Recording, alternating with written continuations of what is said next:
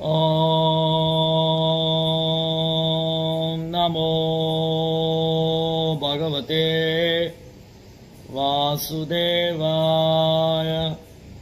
नारायणं नमस्कृत्यं नरं चैव नरोत्तमं देवीं सरस्वतीं व्यासं ततो जयमुदीरयेत्।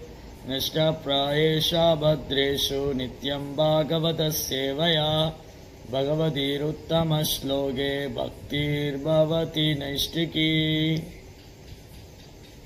ஸ்ரீமத் பாகவதம் முதலாம் ஸ்கந்தம் 14வது அத்தியாயம். பகவான் ஸ்ரீ கிருஷ்ணரின் மறைவு. இன்றைக்கு படிக்கிற ஸ்லோகம் 11 முதல் 21 வரை.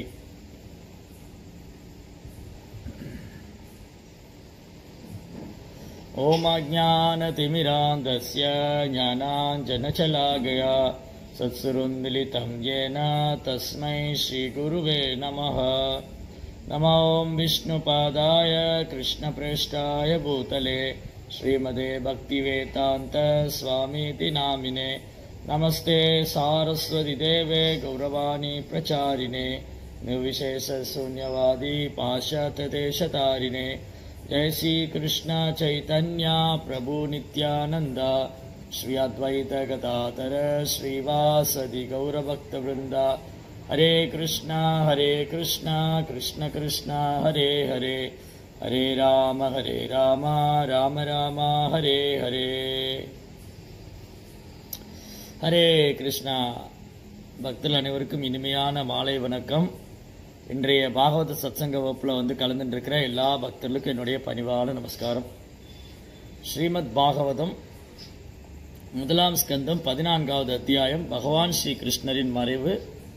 இன்றைக்கு படிக்கிற ஸ்லோகம் 11 முதல் 21 வரை. ஊர்வக்ஷி பாகவோ மக்யம் ஸ்புரந்தி அங்க புனః புனः வேபதுஷ்யாபிஹிருதயே ஆராதாஸ்யந்தி விப்ரயம்.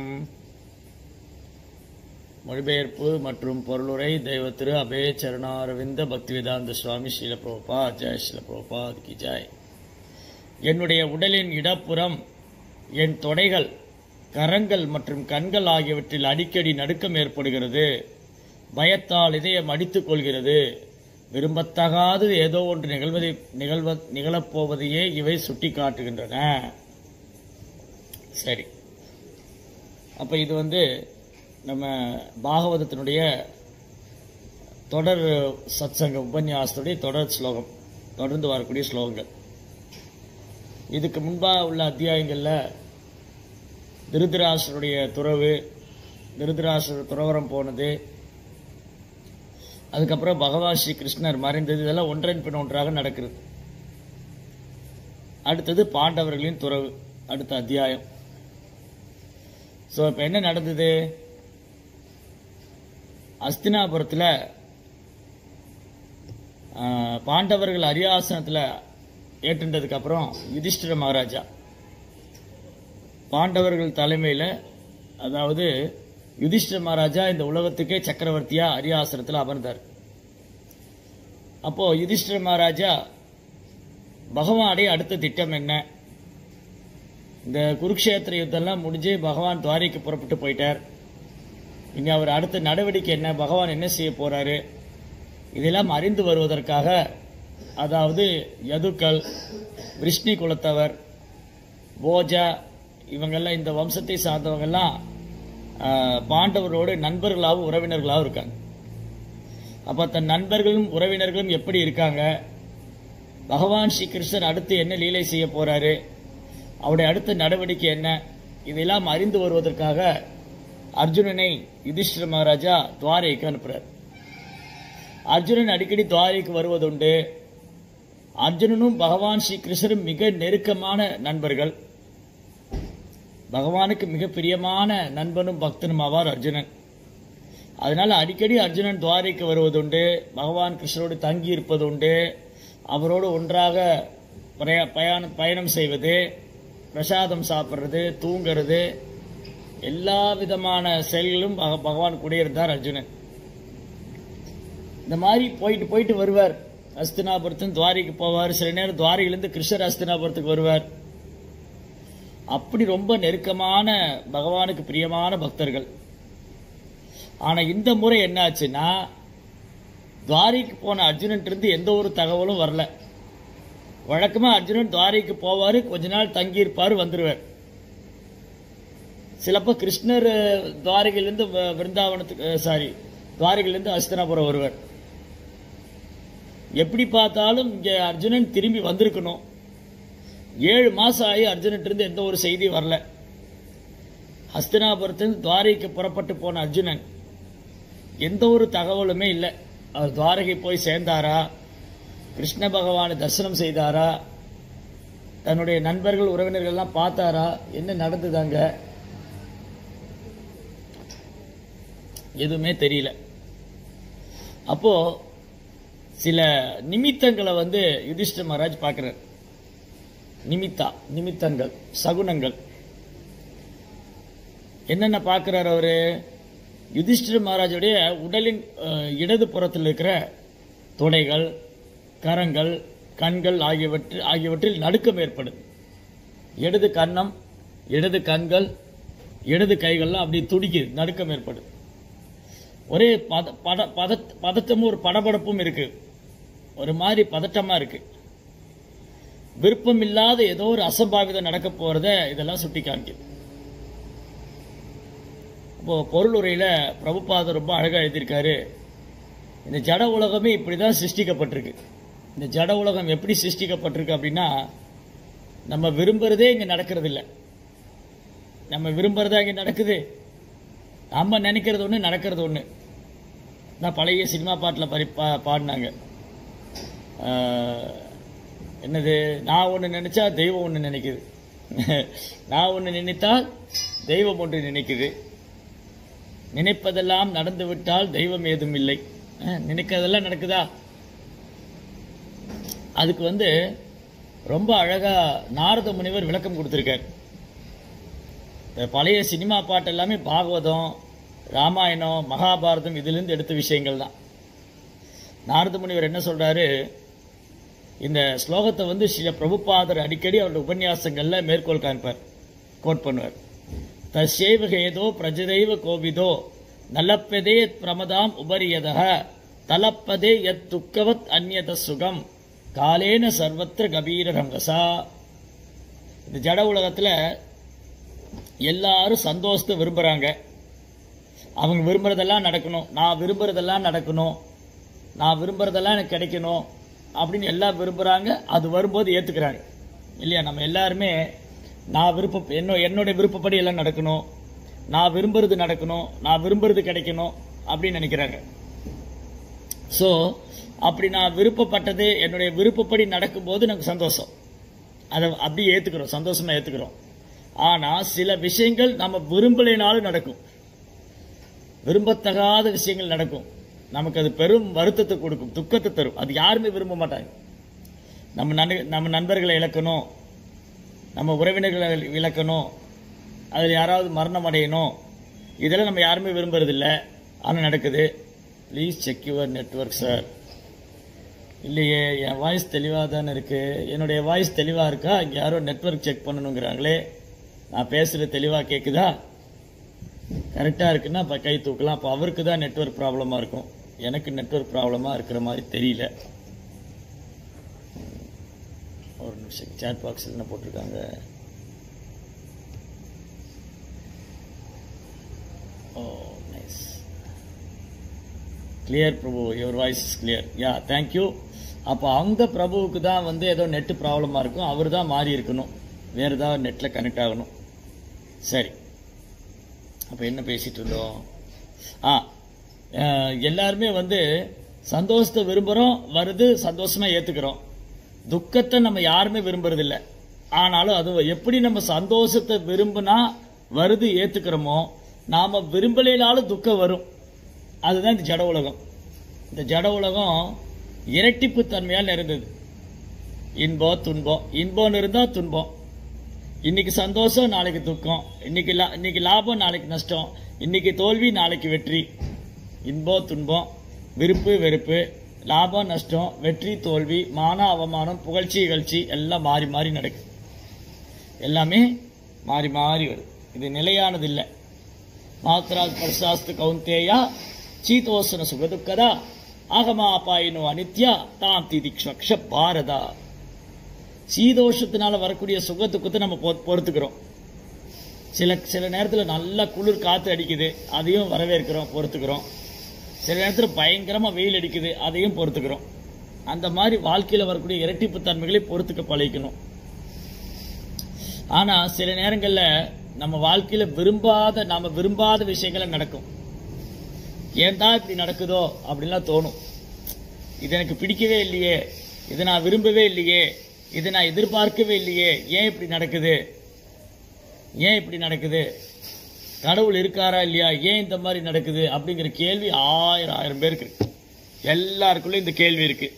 நம்ம எல்லாருக்குமே இந்த கேள்வி, கடவுள் இருக்கிறாரா, அவர் இருந்தா ஏன் இப்படிலாம் நடக்கணும், எனக்கு மட்டும் ஏன் இந்த சோதனை.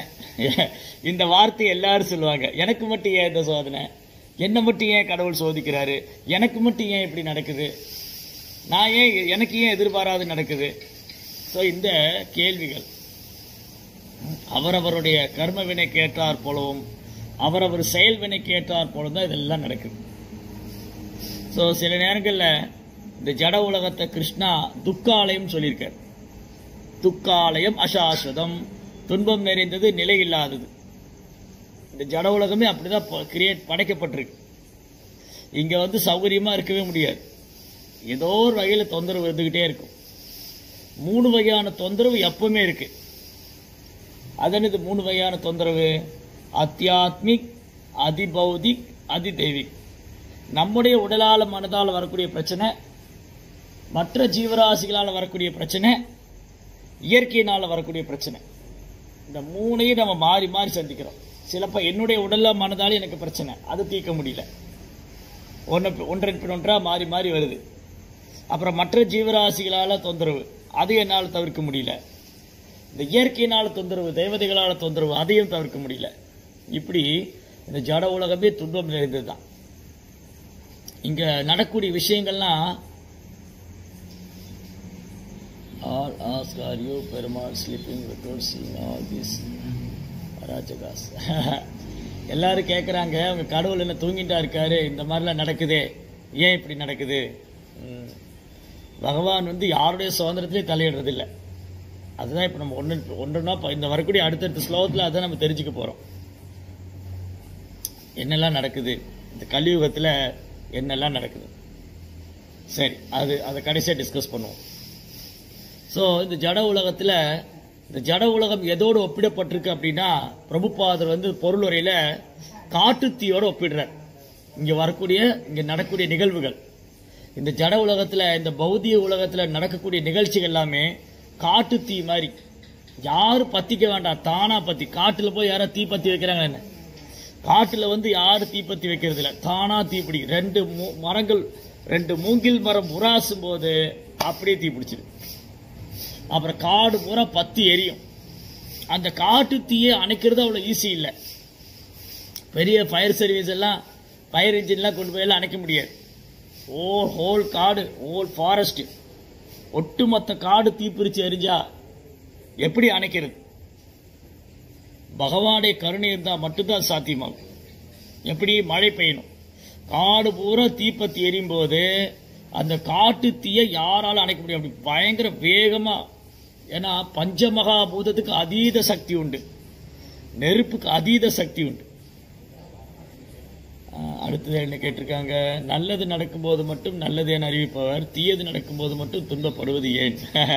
நம்ம மனசுதான் சொல்லுது, அது எனக்கு பிடிச்சிருக்கு, இது பிடிக்கல, இது வேணும், இது வேண்டாம், இது நல்லது, இது கெட்டது, இது நண்பன், இவர் நண்பன், அவர் எதிரி, இந்த நண்பர் எனக்கு பிடிக்கும் அதனால இவர் நண்பன், இவரை பிடிக்காது என் எதிரி, இது இந்த உணவு எனக்கு பிடிக்கும், இந்த உணவு பிடிக்காது, எனக்கு தோசை பிடிக்கும், இட்லி பிடிக்காது, எனக்கு உப்புமா பிடிக்காது, புளியோதரை பிடிக்கும்.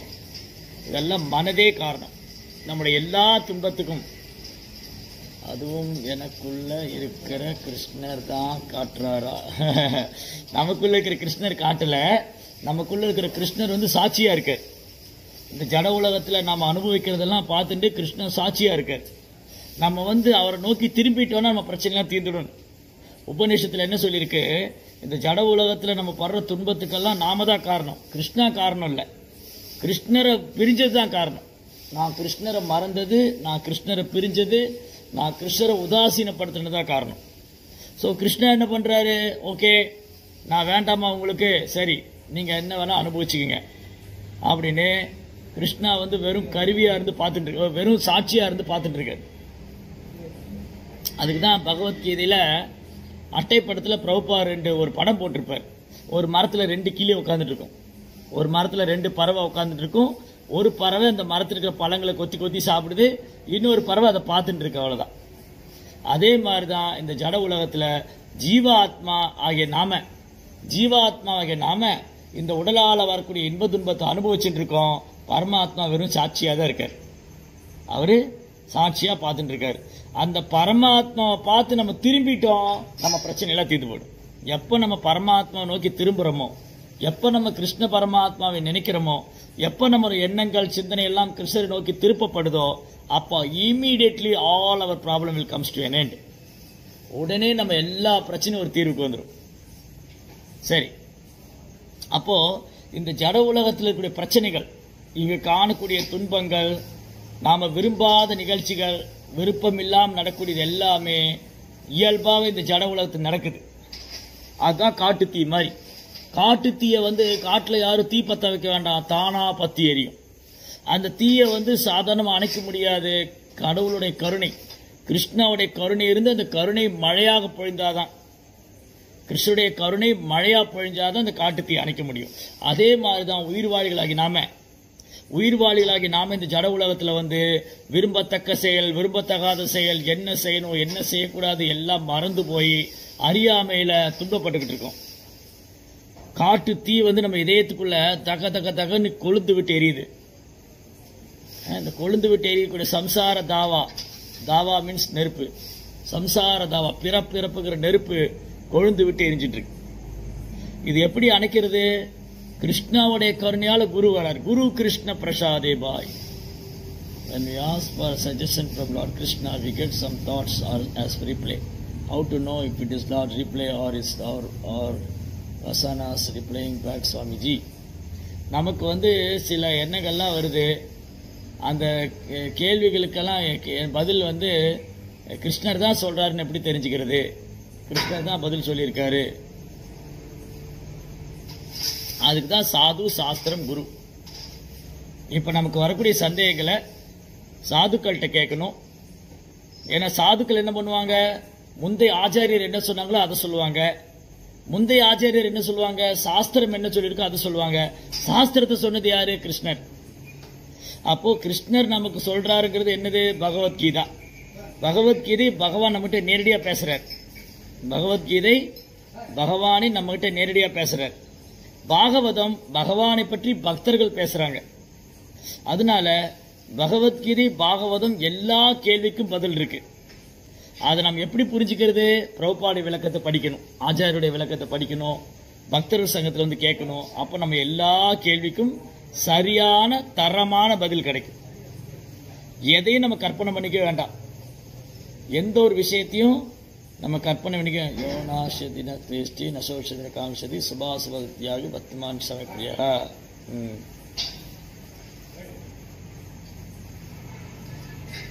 ஒரு பக்தன் எந்த ஒரு சூழ்நிலையும் கவலைப்பட வேண்டாம். நான் இது சுபகாலமா அசுபகாலமா? நோ.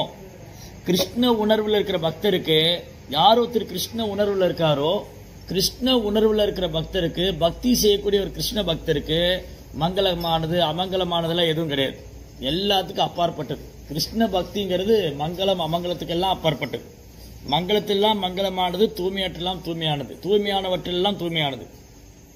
ஏன்னா கிருஷ்ண பகவான் வந்து பவித்ரானாம் பவித்ரம் சோ மங்களானாம் ச மங்களம். பகவான் தூய்மையானவற்றெல்லாம் தூய்மையானவர், மங்களமானவற்றெல்லாம் மங்களமானவர். அதே மாதிரி தான் அவருடைய பக்தர்கள் எல்லா விதமான மங்களம் நிறைந்தவங்க. அதனால ஒரு கிருஷ்ண பக்தருக்கு இந்த ஜட உலக சட்டத்திட்டம் எல்லாம் கிடையாது. சரி, அப்போ இந்த ஜட உலகத்தை பற்றி பேசும்போது இதோட இயல்பு என்னன்னா, இந்த ஜட உலகத்தில் இப்படி தான் நம்ம விரும்பத்தகாத செயல்களை நடக்கும்.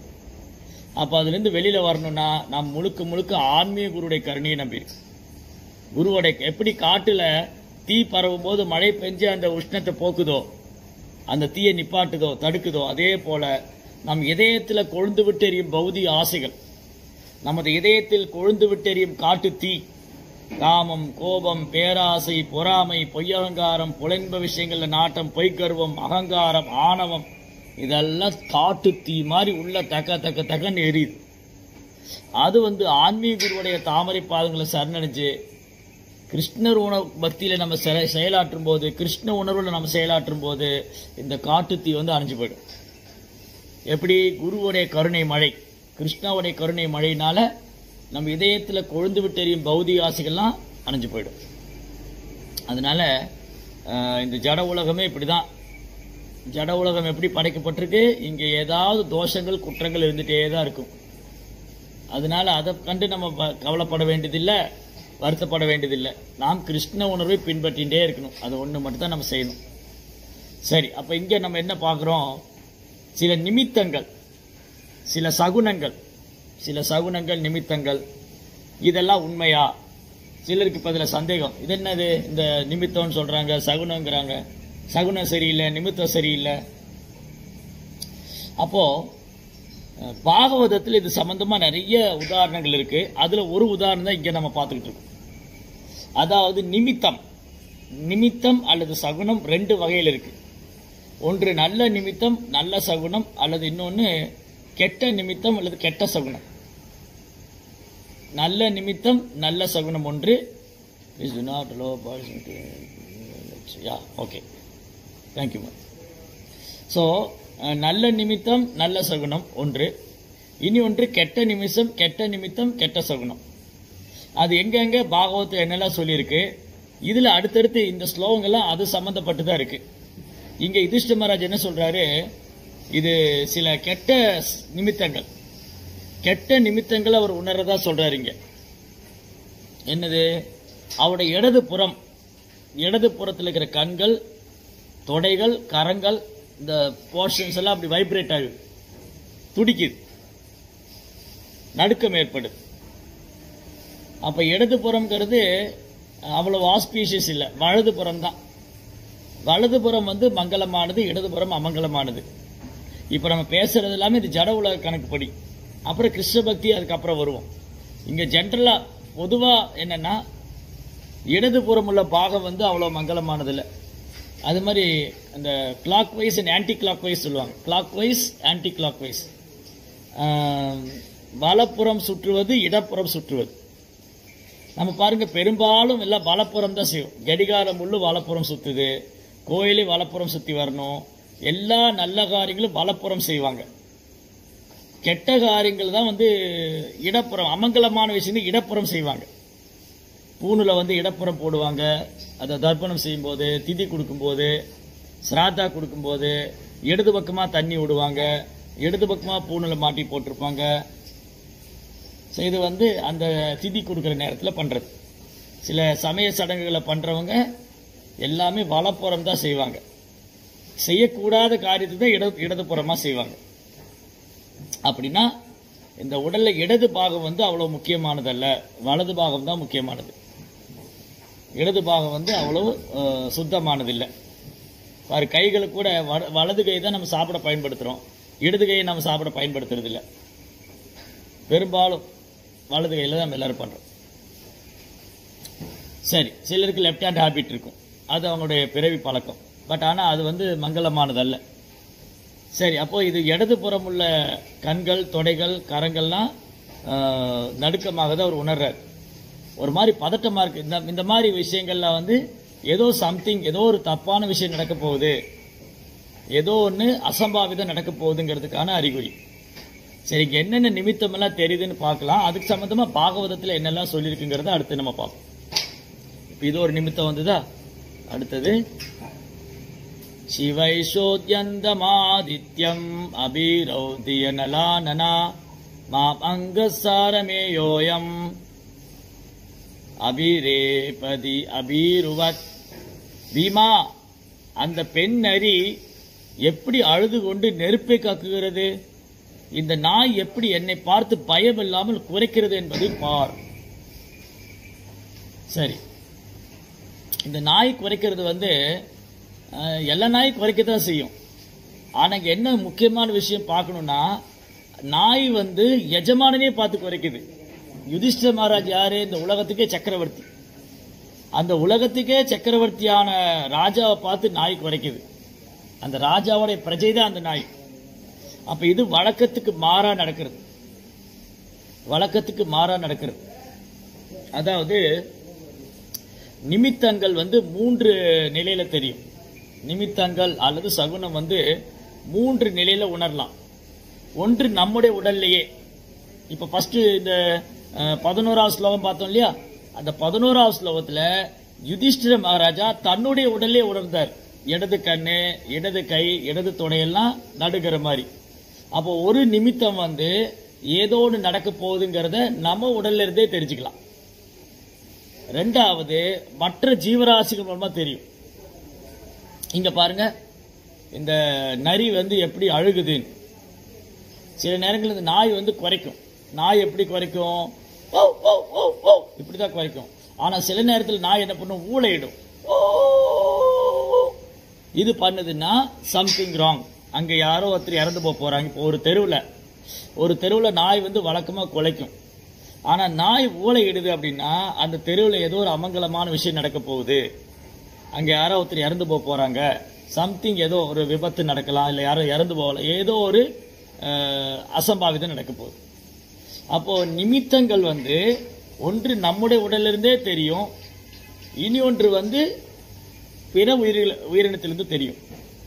அடுத்தது மூன்றாவது இயற்கை மூலமாகவும் தெரியும். இயற்கையும் சில நிமித்தங்களை காமிக்கும். அந்த நிமித்தங்களை நம்மளால புரிஞ்சிக்க முடியாம இருக்கலாம், ஆனா சில விலங்குகள்லாம் புரிஞ்சிக்கும். அது என்னென்ன ஒண்ணுன்னா நம்ம பார்ப்போம். ஸோ நிமித்தங்கள் நம்ம உடலே தெரியக்கூடிய, அதாவது 3 விதமான நிமித்தங்கள். நான் திரும்பி புரியுற மாதிரி சொல்றேன். 3 விதமான நிமித்தங்கள், 3 விதமான சகுனம். அதுல நல்ல சகுனம் உண்டு, நல்ல நிமித்தம் உண்டு, கெட்ட சகுனம், கெட்ட நிமித்தமும் உண்டு. அது சில நேரம் நம்ம உடல்லயே தெரியும். இப்போ உதாரணத்துக்கு ஒரு பையன் ஆபீஸ்ல ஒர்க் பண்றாரு. அவருக்கு ஏதோ ஒரு கெட்ட விஷயம் மனசுல பட்டுக்கிட்டே இருக்கு. பார்த்தா அவங்க வீட்டில் வந்து அடுத்த ஒரு ஃபோன் கால் வரும், அவங்க தாத்தாவோ பாட்டியோ யாரோ ஒருத்தர் இறந்து போயிட்டாங்க. ஸோ அந்த நிமித்தம் வந்து காமிக்குது, இந்த மாதிரி ஒன்று நடக்க போகுது. அது உங்களில் எவ்வளோ பேருக்கு அனுபவம் இருக்குன்னு தெரியல, என்கிட்ட எல்லாம் சொல்லியிருக்காங்க. அவங்க தாத்தாவோ பாட்டியோ இறக்கிறதுக்கு முன்னாடி சில நிமித்தங்கள் அவர் அந்த உடலில் உணர்றது. அந்த மனதில் ஒரு பதட்டம், ஒரு விதமான ஒரு அதிருப்தி, சம்திங் ராங், ஏதோ ஒரு தப்பு நடக்க போகுது. இது நம்ம ராமாயணத்தில் பார்க்கல, பரதனுக்கு நிகழ்ந்தது. அயோத்தியால தசரதர் உடலை விட்ட போது இங்க பரதன் எங்க போயிருந்தாரு? அவர் வந்து அந்த ஊர் என்னது, கேகை நாட்டுக்கு போயிருந்தார். கைகையுடைய அப்பா கேகை நாட்டுக்கு போயிருந்தாரு பரதனும் சத்திருக்கணும் அப்ப இல்ல. தசரதர் அங்க உடலை விடும்போது பரதனும் சத்திருக்கணும் அங்க இல்ல, அவங்க கேகை நாட்டுக்கு போயிருந்தாங்க. கேகை நாட்டில் இருந்த பரதன் சில கெட்ட சகுனங்களை உணர்றார். ஏதோ ஒரு பதட்டம், இந்த மாதிரி உடல்ல உள்ள பாகங்கள்லாம் துடிக்குது, மனம் வந்து ஒரு மாதிரி அழுத்தமா இருக்கு, சம்திங் ஏதோ ஒரு அசம்பாவிதம் நடக்க போகுதுங்கிறது அவர் சில நிமித்தங்கள் காமிச்சு கொடுது. அடுத்து கொஞ்ச நேரத்திலேயே அயோத்தியிலிருந்து ஒரு செய்தி வருது, உடனே பரதன் கிளம்பி வரணும், இது அரச கட்டளை. உடனே பரதன் அழைச்சு வர்றதுல அரச கட்டளை. காற்றை விட வேகமா ரதம் ஓட்டி வர்றார் பரதன். இந்த மாதிரி சில நிமித்தங்கள்ல தெரியும், நம்ம உடல்ல தெரியும். அப்புறம் சில ஜீவராசிகள் மூலமா யாராவது வீட்டில் இறந்து போறாங்க அப்படின்னா நாய் வந்து ஒரு மாதிரி ஓலையிடும். பசுமாடு கட்டி வச்சிருந்தா அது கயிறு அறுத்துட்டு ஓடும். இது மாதிரி சில மிருகங்களுக்கு சில விஷயம் தெரியும். இப்போ உதாரணத்துக்கு என்னன்னா,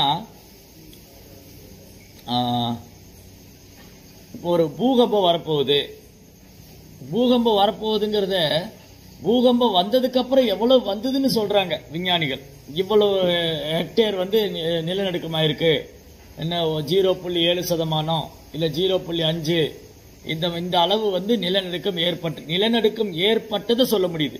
நிலநடுக்கம் வரப்போகுதுன்னு சொல்ல முடியாது. ஆனா நிலநடுக்கம் வரப்போகுதுங்கிறது சில மிருகங்கள் தெரியும். ஏன்னா அந்த மிருகங்கள் இயற்கையோடு சேர்ந்து வாழ்றதுனால அதுக்கு நிலநடுக்கமான தெரியாது, ஆனா சம்திங் ஏதோ நடக்கும்போது அந்த இடத்த விட்டு வேற இடத்துக்கு போயிடும். இந்த சுனாமி வந்த போது கூட அப்படிதான். சுனாமி வந்தப்போ நம்ம எங்கேயாவது கேள்விப்பட்டோமா கடல் உயிரினங்கள்லாம் இறந்து போச்சுன்னு? சுனாமி பாதிப்பினால நிறைய திமிங்கலங்கள் இறந்து போனது, நிறைய சுறா மீன்கள் இறந்து போனது இல்லையே. அப்ப அதெல்லாம் எங்க போச்சு? சுனாமி ஆழி பேரலை, பயங்கரமான பேரலை வந்த போது இந்த விலங்குகள்லாம் சேஃப் ஆயிடுது. மனுஷங்க தான் இறந்து போனாங்க. மனுஷங்க வந்து சுனாமி வரப்போகுதுன்னு சொல்ல முடியாது, எப்போ வரும்னு சொல்ல முடியாது. வந்ததுக்கு அப்புறம் அதுக்கு பேர் வைக்கிறாங்க. ரீட்டா, அந்த புயல், இந்த புயல், கஜா புயல், ரீட்டா புயல், ஒக்கி புயல், சுனாமி, விதவிதமா பேர் கொடுக்குறாங்க. அதனால சில விஷயங்களை வந்து துல்லியமால ஆராய்ச்சி சொல்ல முடியாது. விஞ்ஞானிகளால் எந்த விஷயம் துல்லியமா ஆராய்ச்சி சொல்ல முடியாது. இது வரலாம், இது வந்து சென்னையை நோக்கி வரலாம், அதுக்கப்புறம் திசை மாறி அது ஆந்திரா பக்கம் போயிடுச்சு, அது ஒரிசா பக்கம் வந்து திசை மாறி வங்காள பக்கம் போயிடுச்சு, இப்படிதான் சொல்ல முடியும். கரெக்டா எக்ஸாக்டா இந்த இடத்த வந்து தாக்கும், இந்த அழிவு ஏற்படுங்கிறது பஞ்சாங்கத்தில் இருக்கு. பஞ்சாங்கத்தில் இந்த வருஷம் இந்த இடத்துல இந்த தாக்கம் ஏற்படும். இதுதான் வேத சாஸ்திரத்துக்கும் நவீன விஞ்ஞானத்துக்குள்ள வித்தியாசம். நவீன விஞ்ஞானம் வந்து குறைவுடையது, வேத சாஸ்திரம் குறையற்றது. சரி, அப்போ சில விலங்குகளுக்கு தெரியும் நிலநடுக்கம் வரப்போகுது, சுனாமி வரப்போகுது, அது என்ன எந்த மாதிரி தாக்கம் வரப்போகுதுன்னு அது தெரியாது. ஆனா தன்னை காப்பாற்றிக்கணும். இயற்கையோட மாற்றம் வரும்போது, இயற்கையில மாற்றம் வரும்போது பறவைகள் விலங்குகள்லாம் சேஃப் ஆயிடும், தன்னை பாதுகாத்து. ஆனா மனிதன் இயற்கையை வந்து இயற்கைக்கு எதிராக செயல்படுறதுனால, இயற்கையை அவமதிக்கிறதுனால, இந்த இயற்கை எப்படிலாம் செயல்படுதுங்கிறத மனிதனால கணிக்கவே முடியல. மனித சக்திக்கு அப்பாற்பட்டது. சரி, அப்போ இது ஒரு நிமித்தம் வந்து, இனி ஒரு நிமித்தம் வந்து இயற்கையினால வரக்கூடிய இந்த மாதிரி 3 விதமான நிமித்தங்கள். ஸோ முதல்ல 11ஆம் ஸ்லோகத்தில் யுதிஷ்டிர மகாராஜ் அவருடைய உடல்லே சில நிமித்தங்களை பார்க்கிறாரு, சில சகுனங்களை பார்க்கிறாரு. அடுத்தது இந்த நரி ஊழையிடுறது, நாய் வந்து தன் எஜமானனே பார்த்து குறைக்கிறது, இதெல்லாம் வழக்கத்துக்கு மாறானது. இப்ப நாய் என்ன பண்ணும்? நாய் வந்து புதுசா உள்ளவங்களை பார்த்து குறைக்கும். இப்ப நம்ம வீட்டில் நாய் வளர்க்குறோம்னு வச்சுக்கோங்களேன், அந்த நாய் வந்து எஜமானன் பார்த்து குலைக்காது. எஜமானனை பார்த்து அது அன்பா வந்து வாழை ஆட்டிட்டு ஒரு மாதிரி சினுங்கும். நீங்க நாய் வளர்த்துருந்தே தெரியும், நாய் வளர்த்துறவங்களுக்கு தெரியும். நாய் என்ன பண்ணுனா, எஜமானன் முன்னாடி வந்தா வாழை ஆட்டிக்கிட்டு அப்படி நக்கி ஒரு மாதிரி கொஞ்சற மாதிரி சினுங்கும். ஆனா நாய் வந்து எஜமானனை பார்த்து குறைக்காது, குறைக்காது. ஆனா இங்க என்ன யுதிஷ்டிர மகாராஜ் பாக்குறாரு, அவரை பார்த்து நாய் குறைக்குது, பயம் இல்லாம குறைக்குது. இந்த உலகத்துக்கே ராஜா இவர் அப்படின்னு பயம் இல்லாம குறைக்குது. இது ஒரு நிமித்தம். இதெல்லாம் சில வினோதமான நிமித்தங்களை வந்து யுதிஷ்டிர மகாராஜ் பார்க்கிறார். சஸ்தா குர்வந்தி மாம் சவ்யம் தட்சிணம் பசவோ பரே வாகாச்ச புருஷ வியாக்ர லக்ஷே ருததோ மம. மனிதரில் புலியான பீமசேனா, இப்பொழுது பசுவை போன்ற உபயோகமுள்ள மிருகங்கள் இடப்புறமாக என்னை கடந்து செல்கின்றன. கழுதுகளை போன்ற தாழ்ந்த மிருகங்கள் என்னை வலம் வருகின்றன. என்னை கண்டதும் என் குதிரைகள் அழுவது போல காணப்படுகிறது. இதெல்லாம் அடுத்து 2வது நிமித்தத்தில் வரும். 2வது நிமித்தம் என்னது? மிருகங்கள்லாம் எப்படி இயற்கைக்கு எதிராக நடக்குது. அதாவது சாத்திகமான மிருகங்கள் வலப்புறம் வரும். ஆனா என்ன மாறா நடக்குது? சாத்திகமான மிருகம் இடப்புறம் போகுது, அசுத்தமான மிருகம் வலப்புறம் போகுது. குதிரைகள்லாம் அவரை பார்த்து அழுகுது. இந்த மாதிரி நிமித்தங்களை யுதிஷ்டிர மகாராஜ் பார்த்ததே இல்லை இது வரைக்கும். இப்போ இந்த ஸ்லோகம் வரைக்கும், இந்த இடம் வரைக்கும். எப்போ அர்ஜுனனை துவாரைக்கு அனுப்பிச்சிருந்தார் இல்லையா, அர்ஜுனனை துவாரைக்கு அனுப்புற வரைக்கும் யுதிஷ்டிர மகாராஜா தன் வாழ்நாள்ல துவாபர யுகத்துல இந்த மாதிரி சில வினோதமான நிகழ்வுகளை பார்த்தது, இந்த மாதிரி ஒரு கெட்ட சகுனங்களை அவர் பார்த்ததே இல்லை. அப்ப புரிஞ்சுக்கணும், ஏதோ சம்திங் நடக்க போகுது. என்ன நடக்க போகுது அப்படின்னு பொறுத்து இருந்தா பார்க்கணும். மிருத்யுதூத கபோதோயம் உலூஹ கம்பயன் மன பிரத்துலோகச்ச குவானே விஸ்வம் வை சூன்யமிச்சதா. இந்த புறா ஒரு மரண தூதுவனை போல காணப்படுவதை பார். ஆந்தைகளின் வீரிட்டாளர்களும் அவற்றுடன் போட்டியிடும் காகங்களும் என் இதயத்தை நடுங்க செய்கின்றன. பிரபஞ்சத்தையே சூனியமாக செய்துவிட விரும்புவதை போலவே காணப்படுகின்றன. இதெல்லாம் அடுத்த கெட்ட சகுனங்கள். தூம்ராதிசத்பரிதாய கம்பதேபூ சகாத்ரிபி நிர்காதஸ்ச மகாஸ்தாத சாகம் சஸ்தனயித்னுபிஹி. புகை எப்படியே வானத்தை சூழ்ந்து கொண்டிருக்கிறது என்பதை பார். பூமியும் மலைகளும் துடிப்பதைப் போல காணப்படுகின்றன. மேகமில்லாத நீலவானிலிருந்து இடியோசை கேட்பதை பார். இப்ப அடுத்து இயற்கையினால் வரக்கூடியது.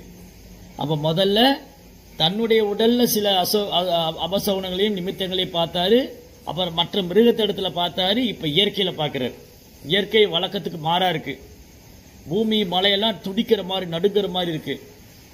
மேகத்திலெல்லாம் நீல வானத்தில் இடி ஓசை, பயங்கரமான இடியுடன் கூத்தி ஓசைகள் ஏற்படுறத இப்ப பார்க்கிறார் அவர். வாயுர்வாதிகர ஸ்பர்ஷோ ரஜசா சுஜம் விஸ்ருஜம் தமஹ அஸ்ருக் வர்ஷந்தி ஜலதா விபத்சம் பீபத்சம் இவ சர்வதா. வேகமாக வீசும் காற்று மண்ணை வாரி அடித்து இருளடைய செய்கிறது. எல்லா இடங்களிலும் மேகங்கள் மழையை பொழிந்து ரத்தம் சிந்த செய்யும் நாசத்தை விளைவிக்கின்றன. எல்லா இடங்களிலும் மேகங்கள் மழையை பொழிந்து ரத்தம் சிந்தும் நாசத்தை விளைய செய்கின்றன. இது வழக்கத்துக்கு மாறான மழை. இந்த மழைனால எந்த ஒரு பிரயோஜனம் கிடையாது. இது அமங்கலமாக தான் இருக்கு. இதெல்லாம் நம்ம கலியுகத்தில் பார்க்கலாம். இந்த எண்ட் ஆஃப் த செஷன்ல நம்ம ஒன்னொன்னா கம்பேர் பண்ணுவோம் என்னென்ன நடந்தது. சூரியம் ஹதப்ரவம் பஷ்ய கிரக மர்தம் மிதோ திவி சசங்குலைர் பூதகனை ஜலிதே இவரோதசி. சூரிய கதிர்கள் சிதைந்து கொண்டிருக்கின்றன. நட்சத்திரங்கள் ஒன்றோடொன்று சண்டை செய்வதாக காணப்படுகிறது. குழம்பிய ஜீவராசிகள் எரிவது போலவும் அழுவது போலவும் காணப்படுகின்றன. நத்யோ நாதஸ்ச சுக்ஷ்மிதா சராப்சி மனாம்சிச நஜ்வலதி அக்னிராஜ்யேன காலோயம் கிம் விதாஸ்யதி. நதிகள், உபநதிகள், குட்டைகள், நீர்த்தேக்கங்கள் மற்றும் மனம் ஆகிய அனைத்தும் கலங்கியுள்ளன. நெய்யினால் அக்னி ஜொலிக்கவில்லை. என்ன அசாதாரணமான நேரம் இது? என்ன நடக்கப் போகிறதோ? இதெல்லாம் துவாபர யுகத்தில் இதுவரைக்கும் யுதிஷ்ட மகாராஜ் பார்க்காத விஷயங்கள். இதுவரைக்கும் யுதிஷ்ட மகாராஜ் பார்க்காத விஷயங்களை துவாபர யுகத்தில் அவர் பார்க்கிறார்.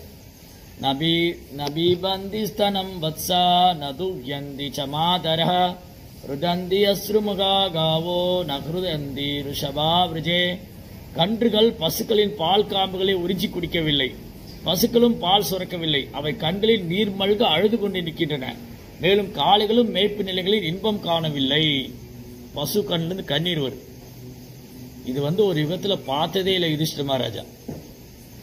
தெய்வதானீர் ருதந்தீவ சுத்யந்தீஹி உச்சலந்திச்ச இமே ஜனபதா கிராம புரோத்யானாகராம் ஸ்ரமரா பிரஸ்டஸ்ரீயோ நிரானந்தா கிமகம் தர்ஷயந்தினா. ஆலயத்தில் உள்ள விக்கிரகங்கள் அழுவது போலவும் வேர்வை சொரிவதைப் போலவும் அங்கிருந்து வெளியேற நினைப்பதைப் போலவும் காணப்படுகின்றன. நகரங்கள், கிராமப்புறங்கள், நந்தவனங்கள், சுரங்கங்கள் மற்றும் ஆசிரமங்கள் ஆகிய அனைத்தும் பொலிவிழந்து மகிழ்ச்சியற்றும் காணப்படுகின்றன. எத்தனை துன்பங்கள் நமக்காக காத்திருக்கின்றன என்பதை நான் அறியேன். மன்யேதைர் மகோத்பாதை நூனம் பகவத பதை அனன்ய புருஷ ஸ்ரீபீர் ஹீனா பூர்கத சௌபகா. இந்த மண்ணுலக குழப்பங்கள் எல்லாம் உலகின் நல்லதிஷ்டத்தில் பெரும் இழப்பை சுட்டிக்காட்டுவதாகவே நான் நினைக்கிறேன். உலகம் பகவானின் தாமரை பாத சுவடுகளால் அலங்கரிக்கப்படும் பாக்கியத்தை பெற்றிருந்தது. இந்நிலை நீடிக்காது என்பதையே இந்த அறிகுறிகள் சுட்டிக்காட்டுகின்றன. ரைட். இப்ப ஏன் இதெல்லாம் நடந்தது? இவ்வளவு நேரம் நம்ம பார்த்தது எல்லாமே இந்த கெட்ட சகுனங்கள், அபசகுனங்கள், இந்த நிமித்தங்கள் எல்லாம் இந்த பூமியை விட்டு பகவான் மறைச்சிட்டாரு. துவாபரயுகத்தின் முடிவு. துவாபரயுகம் முடிய போது, கலியுகம் தொடங்க போகுது. இந்த மாதிரி துவாபரயுகத்தில் இதுவரைக்கும் பார்க்காத விஷயங்களை யுதிஷ்ட மகாராஜ் பார்க்கிறாரு. என்ன கன்க்ளூட் பண்றாரு? என்ன முடிவுக்கு வராரு? பகவானுடைய தாமரை பாதம் இந்த பூமியை விட்டு விலகியாச்சு. பகவான் இந்த பூமியை விட்டு மறைஞ்சிருக்கணும். அதனாலதான் இந்த மாதிரி நடக்குது. சரி, இப்போ இந்த நிமித்தங்கள் இவ்வளவு நேரம் பேசணுமே, இதெல்லாம் உண்மையா? சும்மா ஏதோ கற்பனையா சொல்றாங்களா? இது சம்பந்தம் பாகவத்தில் என்ன சொல்லியிருக்கு? இந்த நிமித்தங்கள், இந்த சகுனங்கள் இதெல்லாம் எப்படி? ஸோ பாகவதத்தில் நிறைய இடத்துல இருக்கு. நிறைய இடத்துல நல்ல நிமித்தங்கள், கெட்ட நிமித்தங்கள் இதெல்லாம் பார்க்கலாம். ஒரு யுகத்திலும் இருக்கு. எல்லா யுகத்திலும் எல்லா காலத்திலும் சில நல்ல நிமித்தங்களும் இருக்கு, சில கெட்ட நிமித்தங்களும் இருக்கு. சில நல்ல சகுனங்கள் இருக்கு, சில கெட்ட சகுனங்கள் இருக்கு. உதாரணத்துக்கு சத்தியுகத்துல பகவான் அவதரிக்கும் போது அந்த யுகம் சத்தியுகம் மட்டுமல்ல, ஓரொரு யுகத்திலும் பகவானும் பகவானது பக்தர்களும் அவதரிக்கும் போது அங்கே எல்லா மங்களமான சூழ்நிலையும் உருவாகும். நட்சத்திரங்கள்லாம் மங்களமாக இருக்கும், நதிகளில் வெள்ளம் கரை புரண்டு ஓடும், அப்புறம் நல்ல நிலங்கள்லாம் நல்லா பசுமையாக செழுமையாக வளமையாக இருக்கும், எல்லா பக்கமும் மங்களமாக இருக்கும். அந்த மாதிரி ஒரு மங்களமான நட்சத்திரங்கள் மங்களமான ஒரு சூழ்நிலையில் பகவானும் அவரது பக்தர்களும் தோன்றுவாங்க. இது நல்ல சகுனம். அதாவது நதிகள்லாம் கிழக்கு நோக்கி வேகமாக ஓடுறது, நதிகளில் வெள்ளம் தடையில்லாமல் போகிறது, களங்கம் இல்லாமல் இருக்கிறது, அப்புறம் நல்ல மாதம் மும்மாறி மழை பொழியிறது, பசுமையான நெற்கள் தானியம் பஞ்சம் வறட்சி இல்லாமல் எல்லாம் பசுமையாக இருக்கிறது. இதெல்லாம் நல்ல நிமித்தம். பாண்டவர் இந்த பூமியில் வரும்போது இந்த மாதிரி நிமித்தங்கள்லாம் இருந்தது. எப்பெல்லாம் பகவான் இந்த பூமியில் அவதரிக்கிறாரோ, பகவானது பக்தர்கள் இந்த பூமியில் தோன்றுறாங்களோ, அப்போ இந்த மாதிரி நல்ல நிமித்தங்கள்லாம் தெரியும், நல்ல சகுனங்கள். அதே சமயம் இந்த சத்தியுகத்தில் ஜெயன் விஜயன் 2 பேரும் இந்த பூமியில் திதியோடைய கருவில் ஹிரண்யாக்ஷன் ஹிரண்யகசிபு இந்த 2 பேரும் அரக்கர்களாக வந்தபோது அங்கே நிறைய அபசகுனங்களை பார்க்குறாங்க. எல்லா கிரகவாசிகளும் இந்த 2 பேரும் இந்த ஹிரண்யாக்ஷன் ஹிரண்யகசிபு திதியோட கருவில் தோன்றின உடனே இந்த பிரபஞ்சமே இருள் சூழ்ந்தது போல பல்வேறு கெட்ட சகுனங்களை பார்த்தாங்க. ஸோ ஏதோ ஒரு அசம்பாவிதம் நடக்க போது 2 பெரிய அரக்கர்கள் இந்த பூமியில் தோன்ற போகிறாங்க. இதே மாதிரி தான் திரேதாயுகத்திலையும். திரேதாயுகத்தில் கரண் தூஷன் இவங்கெல்லாம் தன்னுடைய ரதத்தை எடுத்து சண்டைக்கு போகும்போது, ஜனஸ்தானத்தில் தண்டகாரண்ய வனத்தில் ராமர் லக்ஷ்மணனோடு இருக்கும்போது சூர்பனகையோட மூக்கை லக்ஷ்மணனை வெட்டி விட்டுருவார். அப்போ சூர்பனகா ஓடி போய் கரண் தூஷன்கிட்ட சொல்லுவாங்க, இந்த மாதிரி ஜனஸ்தானத்தில் 2 மாநிலர்கள் என்னை இப்படி பண்ணிட்டாங்க, நீங்களாம் கோழைங்களா, நீங்கள் என் சகோதரர்களாச்சு, இப்படி உட்காந்துருக்கீங்களே, போய் சண்டை போடுங்க. அப்போ கரண் தூஷன் 18,000 80,000 ராட்சசர்களோட பெரும் படை திரட்டி போவாங்க. அப்படி போகும்போது பல்வேறு கெட்ட சகுனங்கள் இருக்கு. இந்த அரக்கர்கள்லாம் அழிய போறாங்க, இந்த ராட்சசர்கள்லாம் அழிய போறாங்கன்னு பல்வேறு அபசகுனங்களை அந்த நிமித்தம் காமிக்கும். வானத்தில் ரத்தமே மழையா பொழியும், ஓநாய்கள் குள்ளநெறிகள்லாம் ஊளையிடும், பிரபஞ்சமே இருள் சூழ்ந்த மாதிரி அஸ்தமிச்சு, சூரியன் அஸ்தமிச்சு எல்லா பக்கம் இருள் சூழ்ந்து இருக்கும். இதெல்லாம் அபசகுனங்கள், கெட்ட சகுனங்கள். அதே மாதிரி ஓரொரு யுகத்திலையும் நடக்கு. ஓரொரு யுகத்திலையும் துவாபர யுகத்தில் பகவான் ஸ்ரீகிருஷ்ணர் இந்த பூமியில் தோன்றும் போது எல்லா இடத்துலையும் மங்களமான சூழ்நிலை உருவாச்சு. அதே சமயம் கம்சனம் மாதிரி அரக்கர்களுடைய செயல்பாட்டில் கெட்ட நிமித்தங்கள் நடக்கு. அந்த நிமித்தங்களையும் கிருஷ்ணா தன்னுடைய செயலுக்காக பயன்படுத்துறாரு. இல்லை, கம்சன் ரதம் ஓட்டின்னு போகும்போது சில திடீர்னு அசரீரி சத்தம் கேட்குது. அடே கம்சா முட்டாள், உன்னை கொல்லக்கூடிய அந்த பரமபுருஷர் தேவிக்கு 8வது குழந்தையா வர போறாரு. ஸோ இது அசோரி அந்த சவுண்டு அசிரிரி. அந்த நிமித்தம் என்னது, கிருஷ்ணர் மறைமுகமா அந்த கம்சனுக்கு புரிய வைக்கிறார், உன்னை கொல்லக்கூடிய பகவான் இந்த பூமியில 8வது குழந்தையா வர போறாரு. இப்படி ஓரடி யுகத்தில் துரியோதன் அவன் தோன்றும் போது, அதாவது பாண்டவர்கள் 5 பேர் இந்த பூமியில பறக்கும்போது தேவர்கள்லாம் பூக்களை மழையா பொழிஞ்சாங்க, எல்லாரும் அவங்க புகழ் பாடினாங்க. ஆனா துரியோதனன் குழந்தையா வந்த போது விதுரர் சொல்றாரு, இந்த குழந்தை வேண்டாம், அவ்வளவு அமங்கலமான ஒரு குழந்தை. அந்த சூழ்நிலையே ரொம்ப இன்ஆஸ்பிஷியஸா இருக்கு. அப்போ விதுரர் சொல்றாரு திருதராஷ்டிரட்ட, இந்த 100 குழந்தையில இந்த குழந்தை வேண்டாம் உனக்கு, அந்த 99 குழந்தை இருக்கிட்டு இந்த குழந்தைய விட்டுறலாம், வேண்டாது, இது இந்த குழந்தைனால இந்த வம்சத்துக்கே அழிவு ஏற்படும். ஆனா திருதராஷ்டிரர் தன்னுடைய மூத்த பையன் அவன் மேல உள்ள பற்றுதலால அவனை இழக்க தயாரால. இந்த குழந்தைய இந்த அசுரன், துரியோதனன் அசுர குணம் படைத்தவன். அதனால இவன் என்னுடைய குழந்தை அசுரனா இருந்தாலும் பரவாயில்ல, அவன் எனக்கு பிரியமானவன், ஏன் குழந்தை அவன். ஸோ என்னுடைய குழந்தைங்கிற பற்றுதலால திருதராஷ்டிரர் என்ன பண்ணாரு, துரியோதனை விட தயாரா இல்லை. மாறா என்ன நடந்துச்சு, துரியோதனால ஒட்டுமொத்த கௌரவர்கள் துன்பத்துக்கு ஆளானாங்க. ஸோ இந்த மாதிரி நிறைய உதாரணங்கள் பார்க்கலாம். இதுக்கு முந்தின யுகத்தில், துவாபர யுகத்தில், திரேதா யுகத்தில், சத்தியுகத்தில் நிறைய சகுனங்கள்லாம் இருக்கு. சரி, இப்போ அடுத்து கலியுகத்துக்கு வரும். கலியுகத்தில் பார்த்தீங்கன்னா இப்போ ஜட்ஜ் பண்ணுறது ரொம்ப கஷ்டம். கலியுகத்தில் இது நல்ல சகுனமா கெட்ட சகுனமா, இது நல்லதா கெட்டதா, ஏன்னா கலியுகத்தில் எல்லா தோஷம். இந்த நாய் குறைக்கிறத எடுத்துக்கோங்க. நாய் முதல்ல நாய் ஊழையிடுதுன்னா எதையாவது ஒரு கெட்டது நடக்கும் போது நடத்தும். இன்னைக்கு கலியுகத்தில் எப்பவுமே நாய் ஊழையிட்டு தான் இருக்கு. எல்லா தெருவிலையும் நாய் ஊழையிடுது. அது ஏன் ஊழையிடுதுன்னு அதுக்கே தெரியல. அப்ப கலியுகத்துல வந்து எல்லா தோஷங்கள் நிறைந்தது. இருக்கிற 4 யுகத்திலேயே கலியுகம் ரொம்ப தோஷங்கள் நிறைந்தது, குற்றங்கள் நிறைந்தது. இது நல்லது கெட்டது நம்ம சொல்லவே முடியாது. கலியுகம் ஃபுல்லாவே தோஷங்கள் நிறைந்தது தான். இதனால இந்த இயற்கையும் பாருங்க, இயற்கையில் எவ்வளவு மாற்றம். அதாவது கலியுகத்துல இந்த 3 தோஷங்களும் எதனால வருதுன்னு கண்டுபிடிக்கவே முடியாது. நம்ம உடல்ல வரக்கூடிய நிமித்தங்கள், மற்ற ஜீவராசினால வரக்கூடிய நிமித்தங்கள், சகுனங்கள், அதுக்கப்புறம் இயற்கையினால வரக்கூடிய சகுனங்கள், இதை எதுவும் ஊர்ஜிதப்படுத்தவே முடியாது. ஏன்னா கலியுகம் ஃபுல்லாவே ஃபால்ட். 4 யுகத்திலேயும் ரொம்ப மோசமானது கலியுகம். அப்ப கலியுகத்துல குற்றங்களும் தோஷங்களும் தான் நிறைந்திருக்கு. கலியுகம் ஃபுல்லா பாருங்க வழக்கத்துக்கு மாறாத நடக்குது.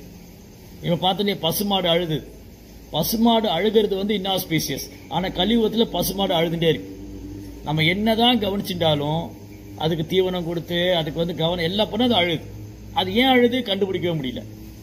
பசுமாடு அழுது, நாய் சும்மாவே ஊளையிட்டு இருக்கு. அது ஏன் ஊளையிடுதுன்னு தெரியல. நாய் ஊளையிடுது. மனுஷங்களும் என்ன எப்ப எது செய்யறாங்க எதுவுமே கணிக்க முடியல. இப்படி கலியுகம் ஃபுல்லாவே தோஷங்கள் நிறைந்து, கலேர் தோஷ நிதி ராஜன். கலியுகத்துல குற்றங்களும் குறைகளும் நிறைந்து இருக்கிறதுனால இது என்ன சகுனம், இது எதுக்காக இந்த நிமித்தம், இது எதுவுமே நம்மளால ஜட்ஜ் பண்ணவே முடியாது. எல்லாம் நம்முடைய சிந்தனைக்கு அப்பாற்பட்டதா இருக்கு. எல்லாமே நம்ம சிந்தனைக்கு அப்பாற்பட்டது. எல்லாம் ப்ரிப்பேர் பண்ணுவாங்க.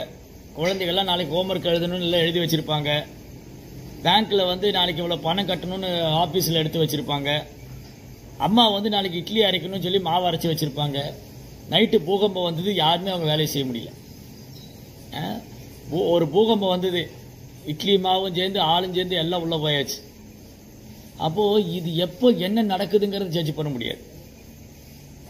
கலியுகத்தில் எப்போ என்ன நடக்குது, பதம் பதம் யத் விவதம் நதேஷா. கலியுகத்தில் ஓரொரு ஸ்டெப்பும் டேஞ்சர். அதனால இந்த கிருஷ்ண உணர்வுல ஈடுபடுறது, கிருஷ்ண உணர்வுல செயலாற்றுறது ரொம்ப ரொம்ப அவசியம். ஏன்னா கிருஷ்ண பக்தருக்கு இந்த சகுனங்கள், இது கெட்ட சகுனம், இது நல்ல சகுனம், இதெல்லாம் இதுக்கு அப்பாற்பட்டவங்களாயிடும். எதுவுமே அவங்கள பாதிக்காது. எந்த சகுனமும் ஒரு பக்தரை பாதிக்காது. அந்த பக்தர் இதுக்கெல்லாம் அப்பாற்பட்டவராயிடும். ஏன்னா கலியுகம் ஃபுல்லா ஃபால்ட்டு தான். அதனால இந்த தொந்தரவு நிறைந்த கலியுகத்தில் இப்படிதான் இருக்கு. பசுமாடு அழுது, நாய் எப்ப பாரு குலைச்சிக்கிட்டு ஓலையிட்டு இருக்கு. எப்ப என்ன நடக்குதுன்னு சொல்ல முடியல. விரும்பத்தகாதெல்லாம் நடக்குது. எதுவுமே உத்தரவாதம் இல்லை. கலேர் தோஷ நிதிராஜன். கலியுகத்தில் ஓ நிதிராஜா, குற்றங்களும் குறைகளும் சமுத்திரம் போல இருக்கு. ஆனா அஸ்தி ஏகோ மகா, ஒரு நல்லது இருக்கு. அஸ்தி ஏகோ மகா குணம் என்னது? கீர்த்தனாயேவ கிருஷ்ணஸ்ய முக்த சங்க பரம்பிரஜே. பகவானுடைய நாம சங்கீர்த்தனம். ஹரே கிருஷ்ணா கிருஷ்ண கிருஷ்ணா ஹரே ஹரே, ஹரே ராம ராம ராம ஹரே ஹரே. கீர்த்தனாயேவ கிருஷ்ணஸ்ய முக்த சங்க பரம். பகவானுடைய புனித நாமத்தை உச்சரிக்கும் போது உடனடியாக எல்லா தோஷத்திலிருந்து விடுபட்டலாம்.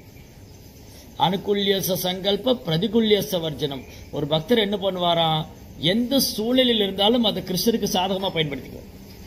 ஒரு கிருஷ்ண பக்தரை பொறுத்த வரைக்கும் அவருக்கு நல்ல நேரம் கெட்ட நேரம், அமங்கலமானது மங்களமானது, நல்ல சகுனம் கெட்ட சகுனம் அதெல்லாம் இல்லை.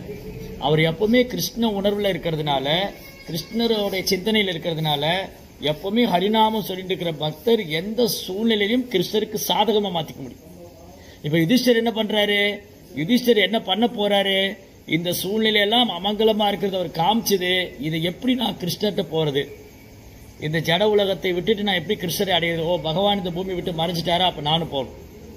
பகவான் இந்த பூமி விட்டு மறைஞ்சிட்டாரு, அப்ப எனக்கு என்ன இங்க வேலை? அடுத்த அத்தியாயம் பாண்டவருடைய துறவு. பாண்டவர்களும் இந்த பூமியை விட்டு போயிடுறாங்க. ஸோ இப்படி ஒரு கிருஷ்ண பக்தர் எந்த விதமான சகுனத்தாலோ எந்த நிமித்தங்களாலோ எந்த ஒரு சூழ்நிலையும் பாதிக்கப்படாத மாதிரி அந்த எல்லா சூழ்நிலையும் கிருஷ்ண பக்திக்கு சாதகமாக மாற்றிக்கொண்டு சாதகமில்லாத விஷயங்களை புறக்கணித்து விடுகிறார். பக்திக்கு சாதகமானது சரணாகதி. அனுகூல்யச சங்கல்ப பிரதிகூல்யச வர்ஜனம். சரணாகதி என்னது? கிருஷ்ணருக்கு அனுகூலமான விஷயங்களை ஏற்றுக்கொள்றது, அனுகூலம் இல்லாத விஷயங்களை கைவிட்டு விடுவது. அவ்வளவுதான். அப்ப ஒரு பக்தர் என்ன பண்றாரு, எந்த சூழ்நிலையும் இடம் நேரம் காலம் எல்லாத்தையும் கிருஷ்ண பக்திக்கு சாதகமா மாத்தின்றார். அவ்வளவுதான். அதனால இங்க பார்த்த நிமித்தங்கள்லாம் யுதிஷ்டருக்கு புரிஞ்சு போயிடுத்து. அர்ஜுனன் திரும்ப வரல. சோ கிருஷ்ணர் இந்த பூமி விட்டு மறைஞ்சிருக்கணும். இனி இது இல்லாட்டி ஏன் இப்படி நடக்குது? பகவானுடைய தாமரை பாதம் இந்த பூமியில இருந்ததுனால பூமியில அனைத்து ஐஸ்வர்யம் இருந்தது. இப்போ பகவான் இந்த பூமி விட்டு மறைஞ்சிட்டாரு. அப்ப அவர் எங்க போனாரு? எதை விட்டுட்டு போனாரு? பகவான் 3 யுகத்துல தான் நேரடியா அவதாரம் பண்றாரு. பகவான் திரியுகானா 3 யுகத்துல மட்டும்தான் கிருஷ்ணன் நேரடியா அவதாரம் பண்றாரு. கலியுகத்துல கிருஷ்ணன் நேரடியா அவதாரம் பண்றது இல்ல. அவர் பக்தனா வந்துட்டாரு. சைத்தன்ய மகாபிரபுவா பகவான் தான் பக்தனா வந்தார். அப்ப கலியுகத்துல பகவான் எங்க இருக்காரு? அவர் நாமத்துல இருக்காரு. ஹரே கிருஷ்ணா கிருஷ்ண கிருஷ்ண ஹரே ஹரே, ஹரே ராம ராம ராம ஹரே ஹரே. சரி, பகவான் கலியுகத்துல வேற எங்க இருக்காரு? கலியுக மக்கள் குற்றங்களும் தோஷங்களும் குறைகளும் நிறைந்தவங்க. தேவர்கள் கூட இந்த பூமிக்கு வர மாட்டாங்க. கலியுகத்துல தேவர்களையும் பார்க்க முடியல. முந்தைய யுகத்துல தசரதர், அப்புறம் ஜனகர், இந்த மாதிரி மன்னர்கள் யாகம் செஞ்சா தேவர்கள் நேரடியா வந்து ஆசீர்வாதம் பண்ணி பிரசாதம் வாங்கிக்குவாங்க. ஆனா கலியுகத்துல மக்கள் ரொம்ப வீழ்ந்த துர்பாக்கியசாலிகளா இருக்கலாம். தேவர்கள் கூட இங்க வர தயாரா இல்ல. ஆனா கிருஷ்ணர் என்ன பண்றாரு? ரொம்ப கருணையோட இங்க இறங்கி வர்றார். அவர் அவதாரம் செய்யறார். தன்னுடைய நித்தியமான பக்தர்கள், தூய பக்தர்கள் அழைச்சிட்டு வர்றார். நமக்கு எல்லாம் பக்தியை கத்துக் கொடுக்கிறார். அதனால கலியுகத்துல கிருஷ்ணர் எதுல இருக்காரு, எங்க இருக்காருன்னா அவர் ஹரிநாமத்திலும் ஸ்ரீமத் பாகவதத்திலும் இருக்கார். பாகவதமும் கிருஷ்ணர் வேற இல்லை. அப்ப கலியுக மக்களுக்காக கிருஷ்ணர் விட்டு சென்றது ஸ்ரீமத் பாகவதம். கலியுக மக்களுக்காக கிருஷ்ணர் விட்டு சென்றது ஹரிநாமம். கலியுக மக்களுக்கு பக்தியை கற்றுக் கொடுக்க பகவானை சைதன்ய மகாபிரபு அவதாரம் செய்தார். சைதன்ய அவதாரத்தோட நோக்கம் ஹரிநாமம், பாகவத தர்மம். இந்த பகவான் ஸ்ரீ சைதன்ய மகாபிரபுடைய அவதாரத்துல இந்த 2 விஷயம், நாம ஜபம், பாகவத தர்மம், இந்த 2 நம்மளை எல்லா தோஷத்திலிருந்தும் குற்றங்களிலிருந்தும் சகுனங்களிலிருந்தும் எல்லா சூழ்நிலையும் நம்மளை காக்கும். எல்லா சூழ்நிலையும் நம்மை காத்து அருள் பாலிக்கும். அதனால எக்காரத்தை கொண்டும் சத்சங்கத்தை கைவிடக்கூடாது, நாம ஜபத்தை கைவிடக்கூடாது, பாகவதம் படிக்கிறதையும் கேட்கறதையும் நிப்பாட்டக்கூடாது. இந்த 3 விஷயங்கள் நம்ம எப்பவுமே இந்த கலியினுடைய தோஷத்திலிருந்தும் தாக்கத்திலிருந்தும் சகுனத்திலிருந்தும் எல்லா நிமித்தத்திலிருந்தும் நம்மளை காக்கும். ஹரே கிருஷ்ணா. கிரந்தரா ஸ்ரீமத் பாகவதம் கி, ஸ்ரீல பிரபுபாத் கி ஜெய். ஹரே கிருஷ்ணா.